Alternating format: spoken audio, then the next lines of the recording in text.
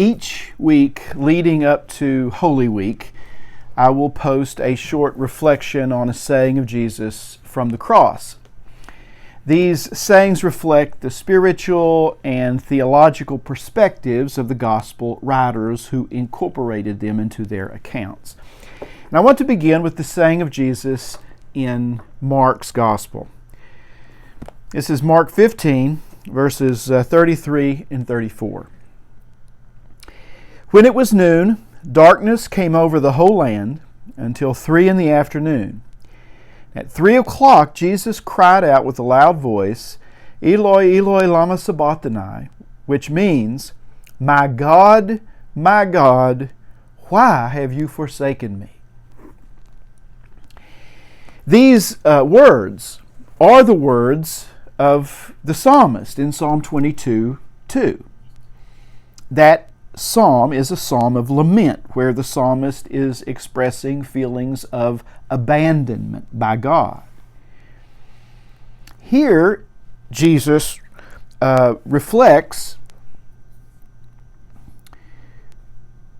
actually recites the words of the psalmist. Now, I think it's important to lay aside any notion that Jesus was actually abandoned by God on the cross. And we also need to be honest about these sayings of Jesus from the cross. It would be impossible from a historical point of view to know what Jesus actually said, or if he said anything at all. We don't know what Jesus was feeling on the cross. Luke gives us a totally different picture than Mark. In Luke's gospel, Jesus doesn't say, my God, why have you forsaken me? In fact, there is no sense in Luke's narrative of the crucifixion that Jesus feels any sense of abandonment or forsakenness at all. Just the opposite. Jesus utters 3 sayings in Luke. 1, he forgives his torturers and executioners. He says, Father, forgive them. They do not know what they are doing.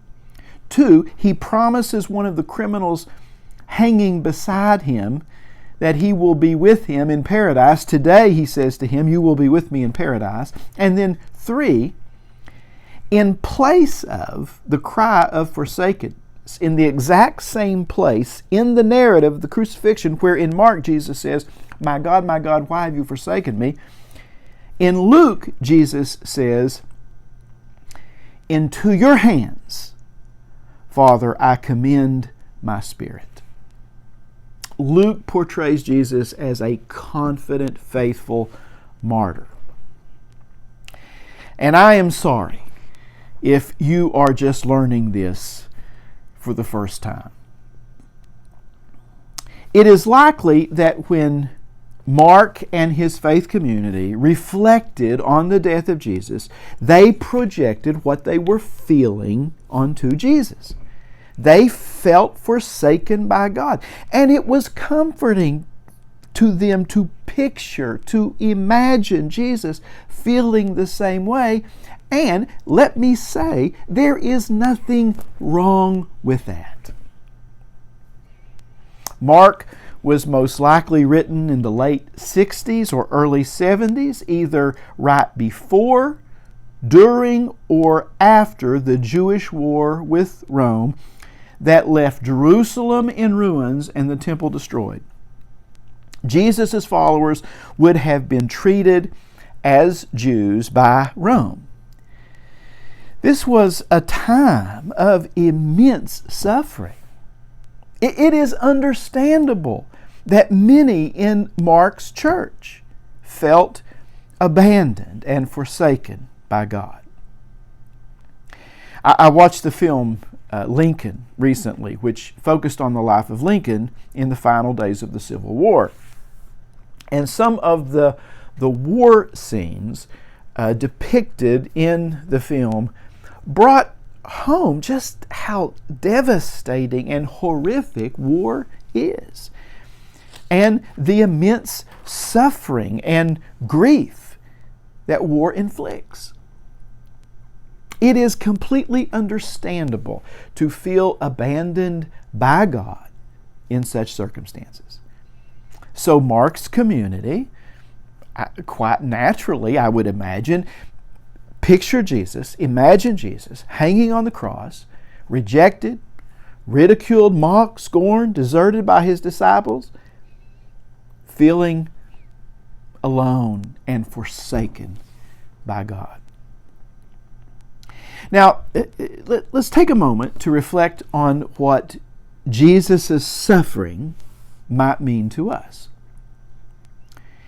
Jesus on the cross is a vivid, powerful image, symbol, sign of how God suffers with suffering humanity, suffering creation.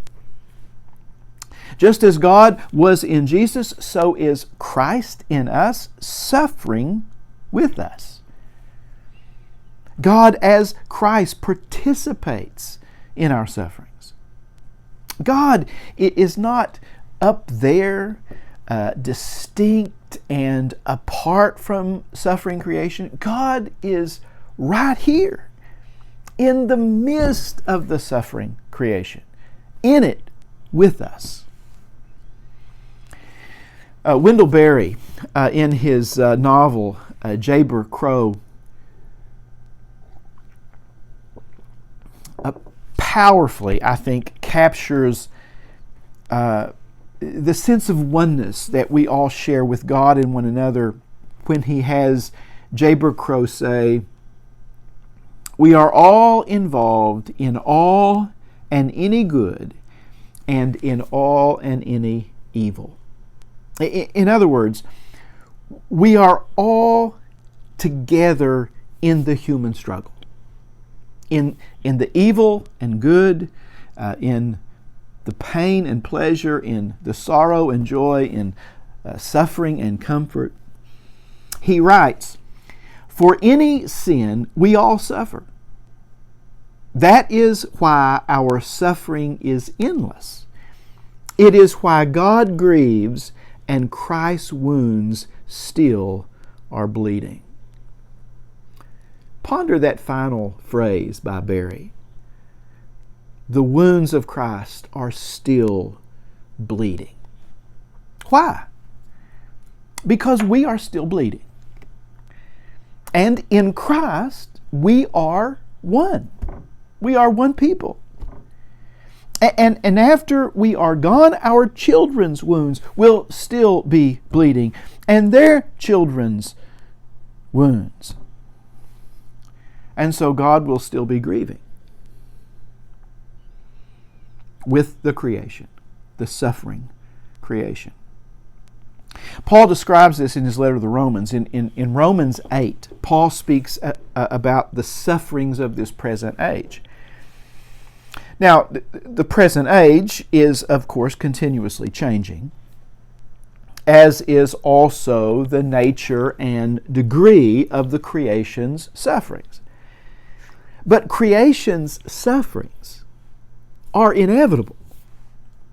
Everyone and everything suffers in various degrees. A person who dies instantly in a car wreck does not suffer to the degree of a person who suffers with cancer or is struggling with some terminal illness that lingers. But we all suffer and we all die. Paul speaks of the creation groaning in travail.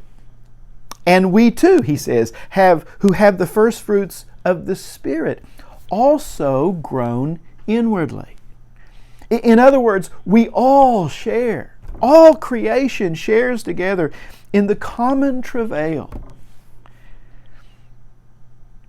But Paul interjects a sense of hope. Paul says that in hope we wait. He says, he even points out that creation waits as well. We all wait for our ultimate redemption with patience, he says, with endurance, with perseverance. Suffering is our lot. We cannot escape it. However, we have hope. As we suffer together with one another and with creation, we have hope. And by suffering together, we share the burden, and suffering becomes bearable, and that makes hope possible. And this is why Paul says later in that same letter, in his admonitions to the church, weep with those who weep, rejoice with those who rejoice, because we are one body, we are one people, we are in this together. And even when others abandon us, like they abandoned Jesus on the cross, and even when we feel forsaken by God, we are not forsaken, regardless of what we feel. Neither the psalmist nor Mark's church give up on God. Even though they feel forsaken by God, they do not forsake God. They cling to God. They cry out, "My God, my God." Trusting God, clinging to God, even though they feel forsaken by God.